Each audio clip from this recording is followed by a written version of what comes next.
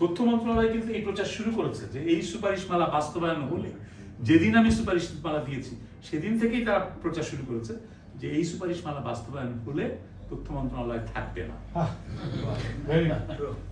তার কারণ হলো তথ্য মন্ত্রণালয়ের কাজের ধরনটা দেখেন।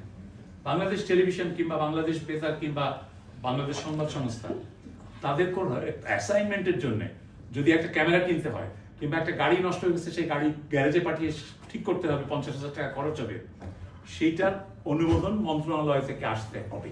তা না হলে টেলিভিশনের ডিজি সেটা করতে পারেন না, তার সেই ক্ষমতা নেই, আর্থিক ক্ষমতা নেই। তো যদি বেতার, টেলিভিশন এবং বাসসের একীভূত করে সেটাকে স্বায়ত্তশাসন দেওয়া হয়, তাহলে আসলেই কিন্তু তথ্য মন্ত্রণালয় থাকে না। আমলাতন্ত্রের দিক থেকে এই রেজিস্ট্যান্সটা আছে। আমলাতন্ত্র চায় না তাদের ক্ষমতা খর্ব। রাজনৈতিক দলগুলোর পক্ষ থেকে খুবই উৎসাহজনক কথা আমি বলতে পারি, সেটা হচ্ছে অনেকেই আমাদের সুপারিশমালায় যা আছে ঠিক একই ধরনের অঙ্গীকার করেছেন। আপনারা যদি বিএনপির যে 33 দফা কর্মসূচি ওইটা পড়েন, 31 দফা কর্মসূচি ওইটা পড়েন, এবং গণমাধ্যম সংক্রান্ত বিষয়ে তাদের অঙ্গীকার একটা আলাদা করে ছাপা হয়েছিল, ওইটা পড়েন। এই দুটো পড়লেই আপনারা দেখবেন যে তাদের স্পষ্ট অঙ্গীকার আছে সংবাদপত্রের স্বাধীনতা সুরক্ষায় তারা অঙ্গীকারাবদ্ধ।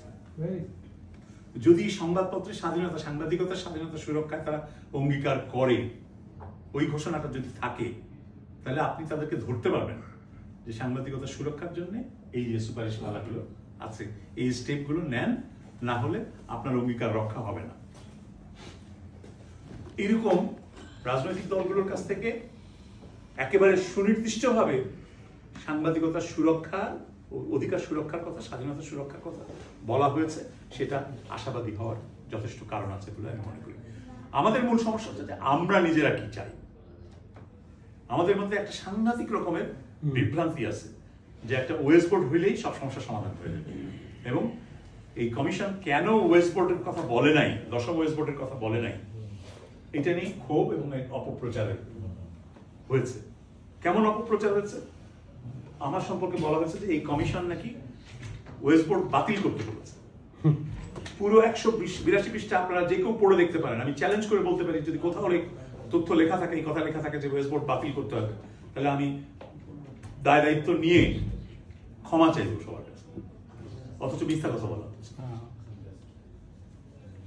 আমরা বলেছি যে ওয়েস্ট বোর্ড বাস্তবায়নের ক্ষেত্রে বাধা রয়েছে। সেই বাধাটা হচ্ছে মালিকরা মামলা করে ঝুলিয়ে রেখেছে। 4 বছরের বেশি সময় ধরে হাইকোর্টে মামলা রয়েছে, সেই মামলার শুনানি হচ্ছে না নবম ওয়েস্ট বোর্ডে। তো যেখানে নবম ওয়েস্ট বোর্ডই বাস্তবায়ন হয়নি এবং সেটার আদালতে কবে শুনানি হবে, কতদিনে নিষ্পত্তি হবে, তার কোনো সীমানা নাই, ততদিন পর্যন্ত কি সাংবাদিকরা না খেয়ে বসে থাকবে? গত 5 বছর যে মামলা বসেছিল, মামলায় ঝুলে আছে, প্রতি বছরে 10% করে যদি মুদ্রাস্ফীতির হার হয়ে থাকে, তাহলে অন্তত 50% জীবনযাত্রার ব্যয় বেড়েছে। আপনি কি বসে থাকবেন এই মামলা নিষ্পত্তি না হওয়া পর্যন্ত?